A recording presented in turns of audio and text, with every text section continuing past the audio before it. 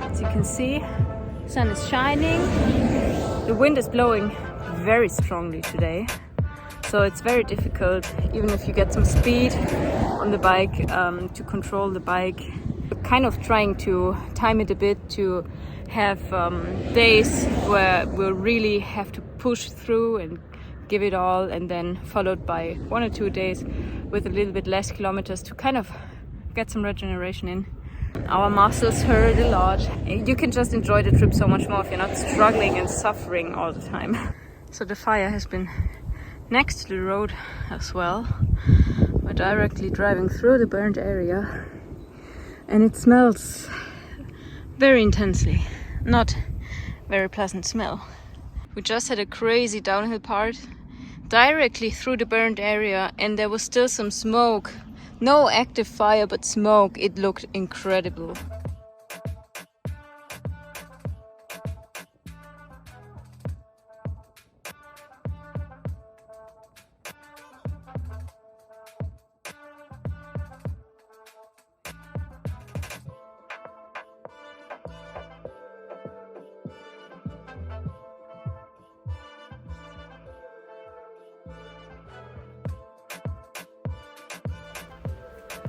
In the beginning of our trip, we did not feel very comfortable with wild camping.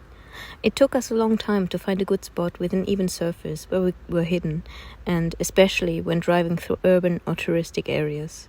Since the campgrounds in France were quite cheap with 10 to 15 euros a night for the two of us, we decided to save the time and effort of searching for a spot after an exhausting day and just pay the 10 euros for a campground. Unfortunately, campgrounds are not only very spare in the north of Spain, they're also very expensive. You can easily pay 35 euros just to pitch your tent and hop under a dirty shower.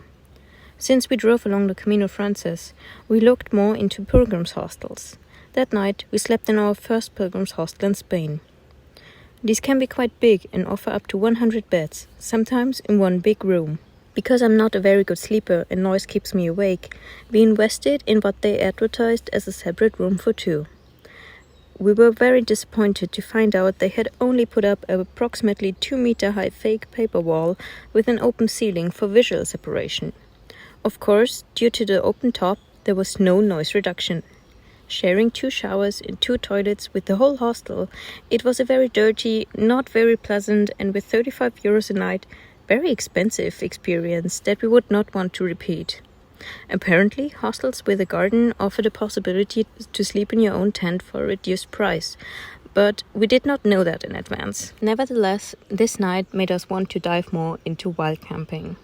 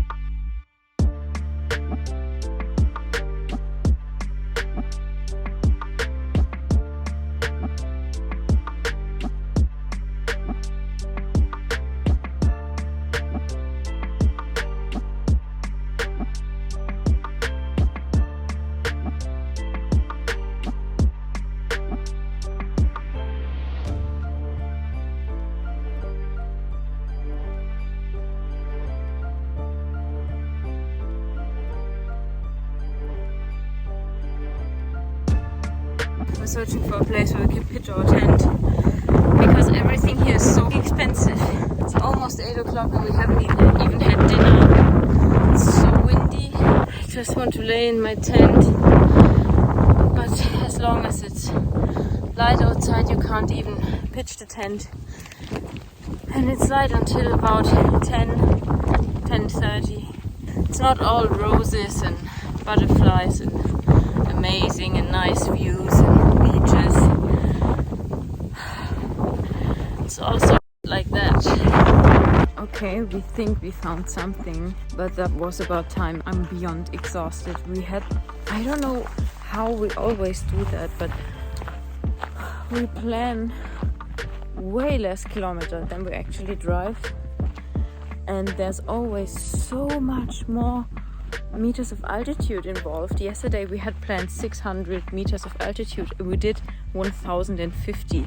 That's like a lot more, and we're not sure if it's us, if we plan something wrong, or if the planning software that we use is a tiny bit incorrect, and if you end up riding almost 70 kilometers, little errors add up. And freezing. It's the coldest day since we left Germany. There was a short moment when I lost hope, when I thought, this is it, we will not find something for tonight. We will not be able to pitch our tent. This was all a mistake. And I'm wondering how all these people do it, that travel for a long time, and obviously they sleep in a tent somewhere in the middle of nowhere most of the time, but how do you find those remote places, especially in Europe? Luckily we have leftovers from yesterday that I'm just going to warm up. It's a lentil stew, like as if I knew we needed a stew. I knew we needed something hot, so we can make that. And I'm freezing. I have to search for more clothes. Maybe for the first time I will actually be able to get my down jacket out of the bag and use it. So anyways, ending this day on a better note than, well, not than it started, but ending it on a better note than my mood was 1 hour ago.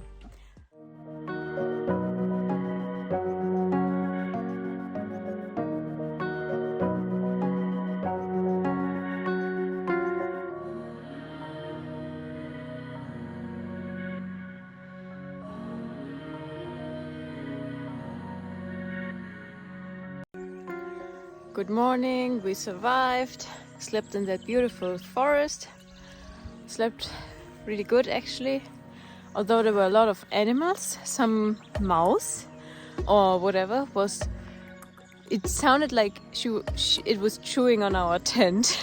So we were a bit worried. We tried to scare it away, didn't work, so in the end we just thought, okay, well then chew, have a nice midnight snack. But it's so cold. I mean, it was very cold yesterday. Now it's even, well, it's as cold as yesterday, but we did not believe it. We're actually getting the gloves out because it's so cold, wearing many layers. Yesterday I had my Downs jacket on as well. And now we had some breakfast, had a coffee again, which is really nice because we ran out of coffee. Now we're ready to hit the road.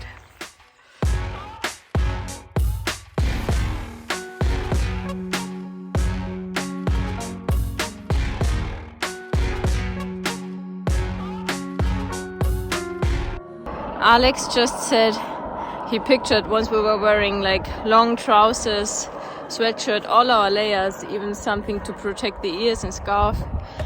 We would be driving through Iceland, but now turns out north of Spain, 1 week after a devastating heat wave, is already sufficient.